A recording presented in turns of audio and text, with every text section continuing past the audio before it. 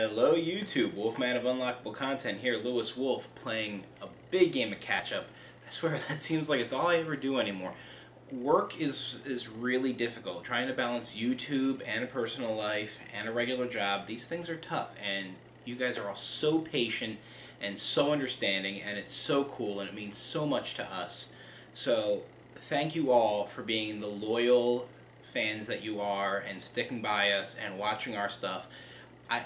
During this time where we're not uploading and I'm just sitting there and like a week or two, maybe even a month goes by and there isn't anything new, but I'm still seeing our view numbers go up, and that is so cool, and it means so much to see that you guys are not only watching what's new but coming back and watching other stuff. To think it's so mind-boggling. You don't. These are like the little things that you kind of hope for and you expect when you make a YouTube channel, but when you're actually sitting there and you're watching it happen, to me, it's so cool. So thank you all so much. Thank you for being patient. So that's where I've been. It's just been pretty busy and hectic with work. We've been doing a whole lot of stuff. That we went to PCCD, Philadelphia Comic and Cosplay Day, was amazing. We cannot thank those people enough, and everybody that we met, and there are no words. There are no words for how incredible that experience was. You're just going to have to watch our video, and that will be coming up soon. I'll be getting to that as quick as I can. One thing that we wanted to do, unfortunately things just kind of didn't time out. We had that early slot, and I had hopes of making this big announcement. Want to give a big shout out to Sabrina Summers for winning our contest for the logo. This is a long time coming. She won a copy of the business card. She's going to get a shirt. She's going to get a gift card of her choosing. And I mean, you guys want to see how amazing she is and how artistic she is? Check this out.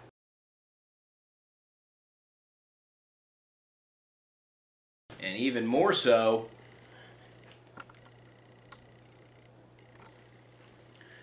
that is an example of a t-shirt. These are things that are very important to us. So, there's that. So, Sabrina Summers, to you, thank you. You're making Unlockable content so much better. You are a part of unlocking the content, and that's what Power to the Fanbase is all about. On the topic of cons and our videos that we are so glad that you've been coming back and watching, something that I want to point out, we have, if you're in the communities that we're in, you know about a controversy that seems to have died down a little bit, related to the convention Steampunk World's Fair. And if you look at our videos, you'll see that we have footage from a 3-day weekend at that convention. We try not to get too caught up in the inner politics of these organizers and what happens, and we, of course, if you know about what happened with this with these people, it's shameful, and we of course do not support it. Now, I know a lot of people have, in their way of showing solidarity with those that have suffered and their lack of support with the people involved, they have pulled out, or they have taken down things that seem to show support for Steampunk World's Fair. We still have our videos up, and we're keeping them up, not because that we want to support Steampunk World's Fair, but because we felt that it was still good footage. We know that there was a lot of bad stuff that happened. We're not trying to glorify the bad, but myself and my fiance, as attendees, we managed to have a good time, and I think that shows. And while there was terrible things that happened and we cannot condone, it's not that we're not supporting them, but we're just showing our fun, and that's all we can try to do. It's our video, and it's our fun, and that's all that we're trying to display. So we hope you still enjoy those videos. We know that they've got a fair bit of views on them, which we're really happy about. We show support for performers in those videos, music, and people that did fantastic work on that camera for us.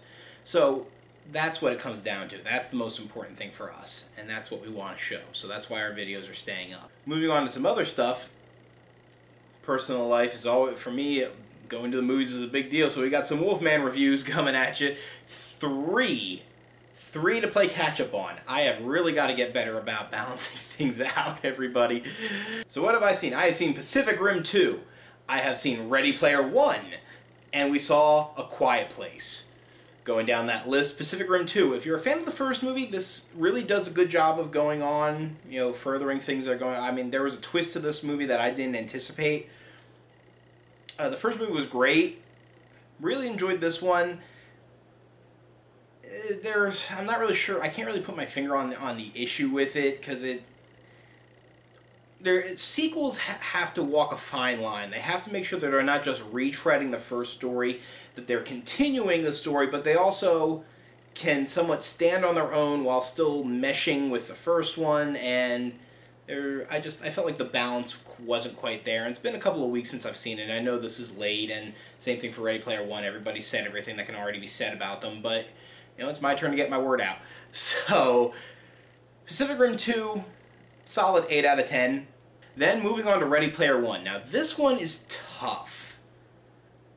It's really hard for me to rate this movie, because as somebody that loves movies, as a cinephile, and as somebody who loves nostalgia, just so many things to enjoy. But as a reviewer, I have to look at what holds up and what has like stay power. And this movie felt like watching a conversation with me and my friends. I think that's one of the best ways to describe it for anybody that's like me and like us. This movie, or if you're just, you know, a big nerdy person like the rest of us, watching this movie is like watching a conversation with you and your friends, and that's all good and fun. But the question becomes like, did it make itself timeless through its dated references, or is it just dated beyond dated? You know, how much can you rely on nostalgia alone? Because what was the story at the end of the day? And heads up, I actually have not read the book. I have to be honest about that. I did not read the book. But going off of the movie and what I understand the story to be, let's do some math here. Let's do some research.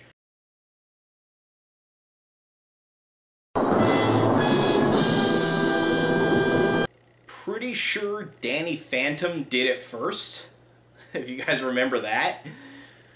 So, you know, I almost feel like I can't rate this movie, because on the one hand, it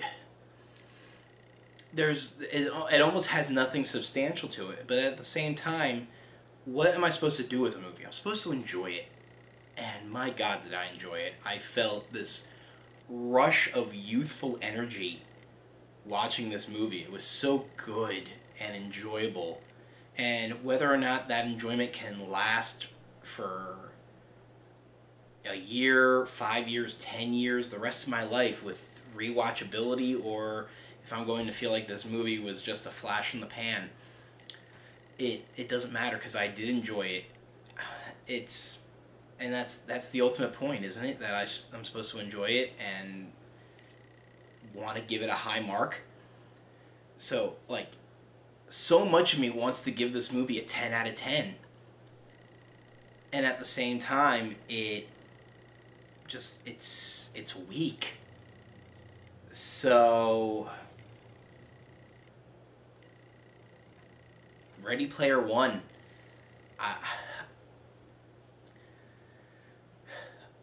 Officially, unofficially, a 10 out of 10. I don't know if I'll include it in my year-end review. We'll see when that happens. You know, when 2018 comes to a close, we'll see what happens. But officially, unofficially, officially, unofficial, 10 out of 10, however many, what the order of that is. It's rated and unrated by the Wolfman. And that leads into A Quiet Place. Talk about a movie that I can rate. And again, you know, I said that that was a hard thing with Ready Player One. So much better. Really, it was. A Quiet Place is better than Ready Player One. Let's hear that contention in the comment section. Let's see that comment section get fired up over this. A Quiet Place is better than Ready Player One. I'm giving A Quiet Place. Oh God. Again, I'm pushing that 10 out of 10 line. Really, kind of a 9 out of 10, because I have one issue with this movie, and I don't want to spoil. I never spoil in these, but how do I say this? When you see this movie, if you get a chance to see this movie,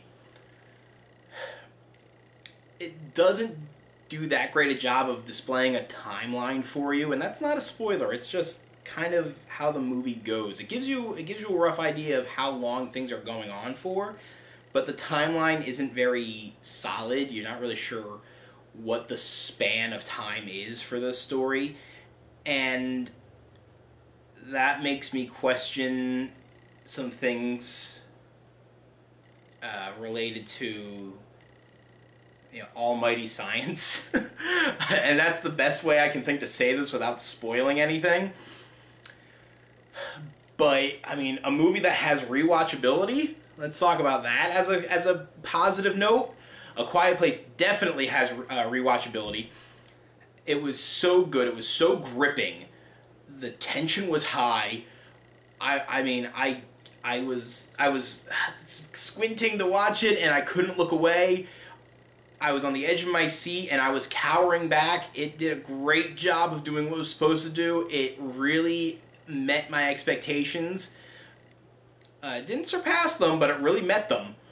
And one of the fun things for me is that my day job, I actually have to use some sign language. So it was really cool because I'm sitting there with my fiance and our roommate who also have to know some sign language for work, and we're all just kind of giggling with each other, like, yeah, they're using some subtitles, but we're like, we're ahead of the game. We know what's going on already. So that was fun on a personal level. So minus that one, and you know what? That point of that one issue that I have with the movie, it actually leads to so much fun conversation with people that have seen it. Quiet Place is getting the first 10 out of 10 of the year. So let's flash that on the board. 10 out of 10 for A Quiet Place. Great movie. If you haven't had a chance to see it, go see it. It's wonderful. You're going to love it. So those are the movie reviews for this video from the Wolfman. So I want to end on a more serious note. If you know me and the way that I am about this channel and who we look up to, we do our shout outs when Ellie and I are together, and we are doing our regular content. We do the shout outs because the YouTube community is so important to us, and we want to acknowledge the people that we look up to and also bring up people with us, people that are on our level, slightly above us, slightly below us.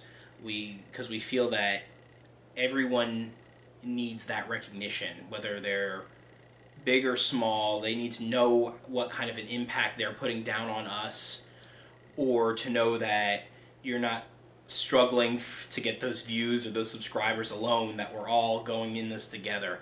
And I know some other YouTubers, we talk about Anime America all the time, they do their videos where they talk about, the channels that they want to look up to, or shout out to, rather. And if you know, again, me personally, I was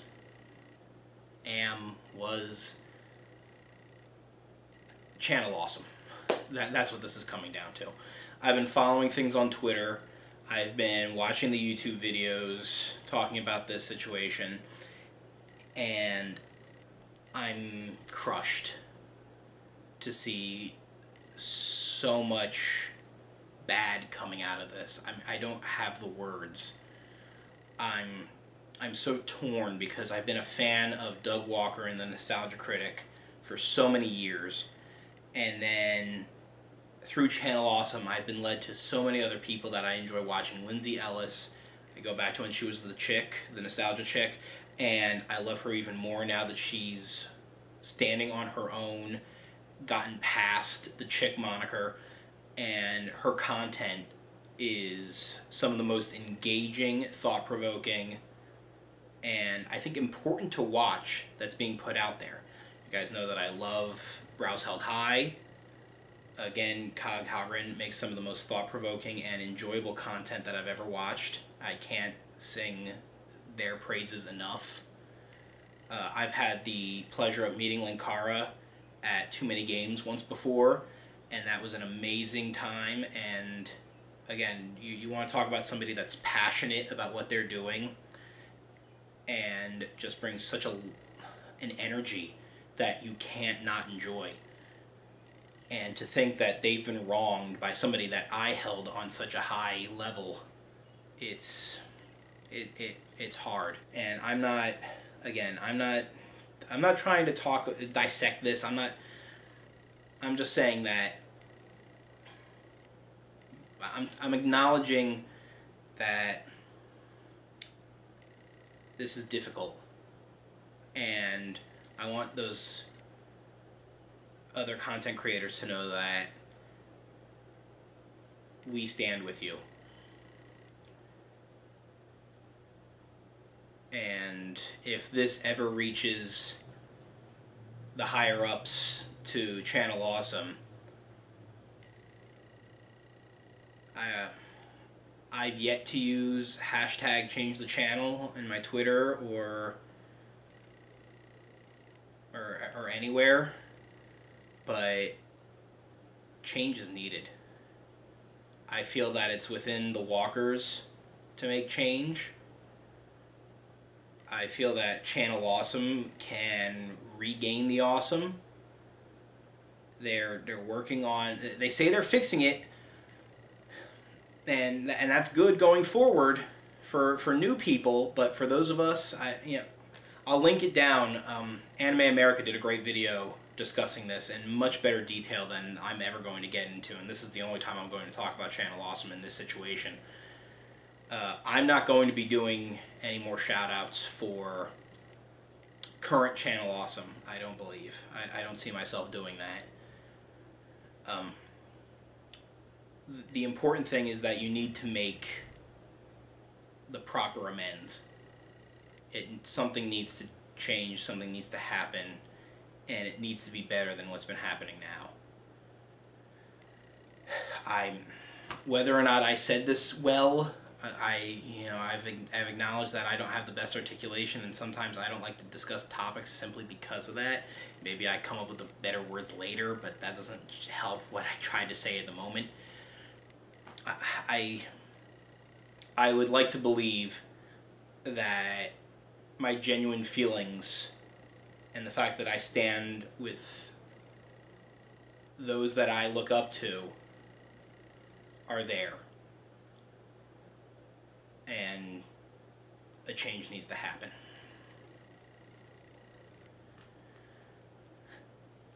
So, all that being said, be on the lookout for more upcoming content. It's going to be unlocked and presented to you soon. So, this is Wolfman. Thanks for listening. Good night, YouTube.